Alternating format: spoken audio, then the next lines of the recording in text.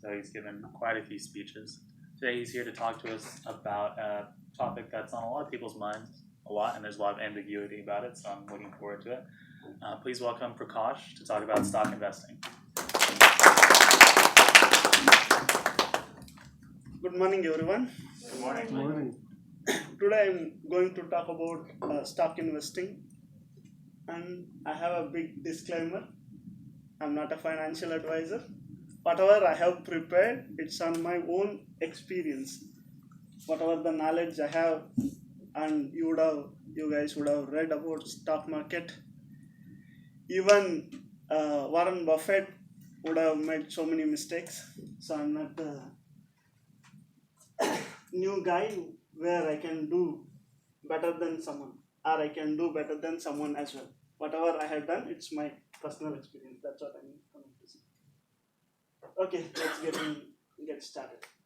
when I was thinking about the stock market, and I was in US for last 3 years, I have no idea about US stock market at all. First, I started thinking, and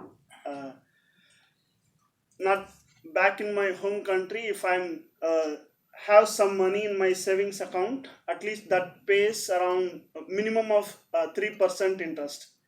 In US, if you have a savings account also, I'll get 1 cent or 2 cent interest for whole year. For me, that doesn't make any sense, and I don't want to transfer my entire money to back to my country also. I want to see if I could invest somewhere here where it could give me some returns. Then I started thinking about stock market, and trying to understand what are all the things the local market can offer. And I need to have a brokerage account. I have gone through all this to find out it can be Amitrade or Charles Schwab or Ali Investment. Oh, what I found out is they are charging around $3 to $5 range for each trade. Even if you buy one stock of a $3, or it can be a $300, you need to pay them a fixed rate of commission, or it can have the vary percentage. For me, as a initial investor, probably I may start with $500 or $1,000. Paying someone $3 to make $1 profit, or even $10 profit, does not make sense.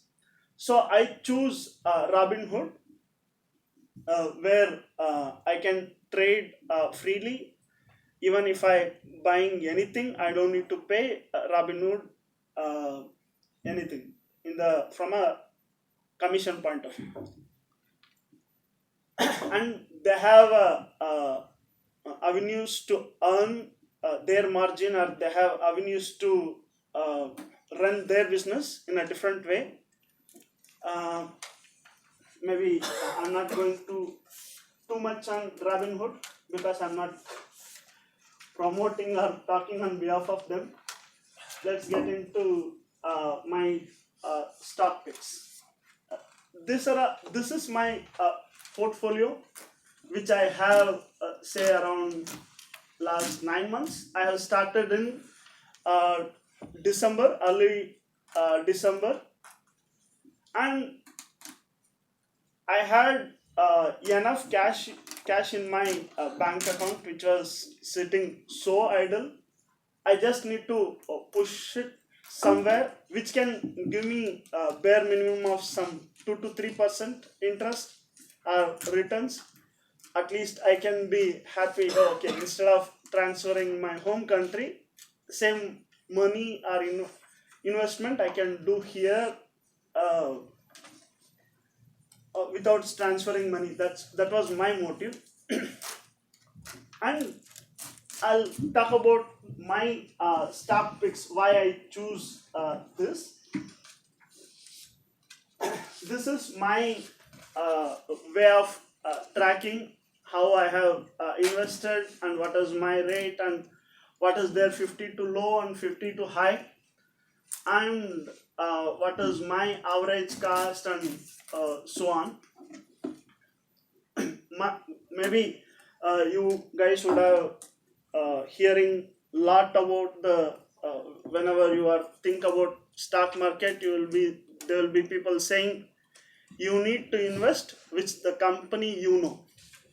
So basically, these are all the few companies which I know. The Bank of America I have chosen because I have the account. At least if they go bankruptcy, at least first I will be the impacted.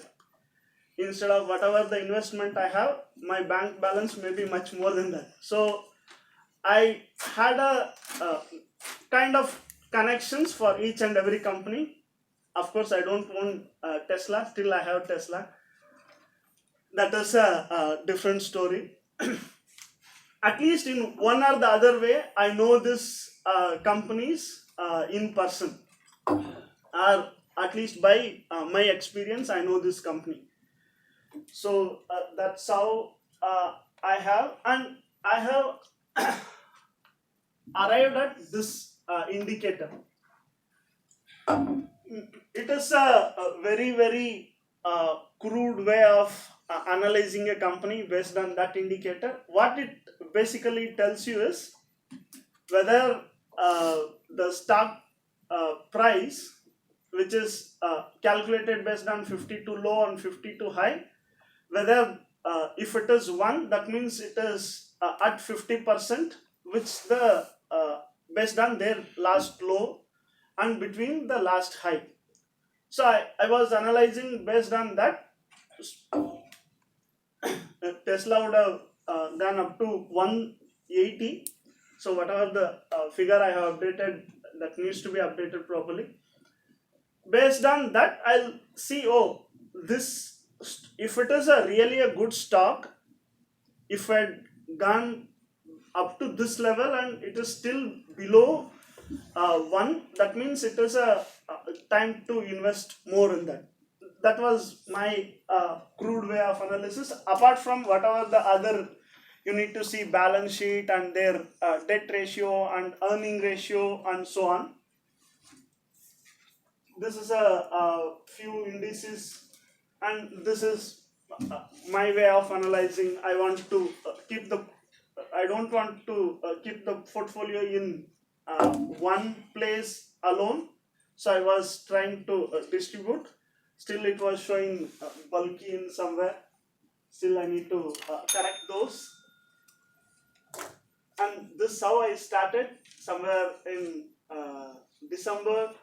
And I have seen a few profit in May. And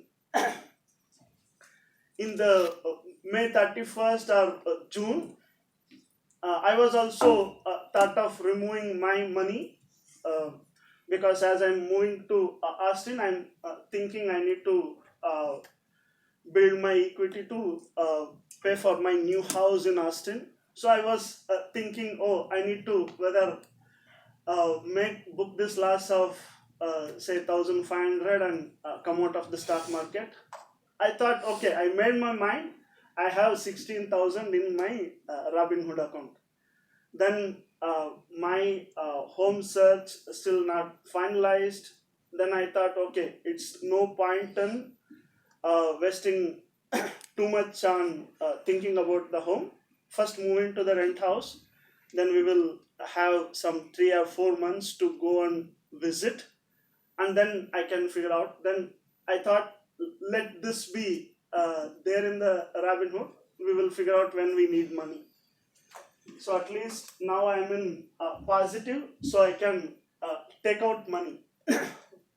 What this says is, you no need to be kind of a panic, and you no need to be whatever the amount you have invested, you need to be kind of let it go. You no need to think, oh, I am dependent on this amount. If you are thinking for a long run, I think at least you can, you no need to think of big returns. At least you will definitely will get much better than your, instead of idly sitting in your bank account. Thank you so much.